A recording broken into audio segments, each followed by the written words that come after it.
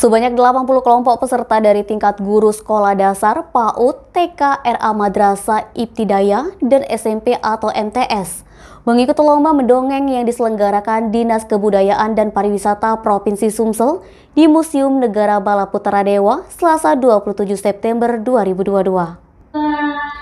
Melalui lomba mendongeng diharapkan dapat menggerakkan para siswa mulai sejak dini untuk mencintai kearifan lokal di bumi Sriwijaya.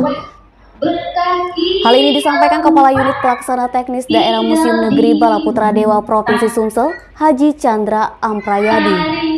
Dikatakan Chandra, saat ini siswa banyak melupakan sejarah dan dongeng karena disibukkan dengan gadget. Dasar inilah yang mendorong UPTD Museum Bala Putra Dewa dan Dinas Kebudayaan dan Pariwisata Provinsi Sumsel untuk mengadakan kegiatan tersebut. Untuk peserta yang berhasil memenangkan lomba, nantinya akan diberikan hadiah berupa uang pembinaan dan sertifikat piagam penghargaan. Selain itu, peserta juga akan diberikan piala. Edi Handoko, Sumeko TV melaporkan.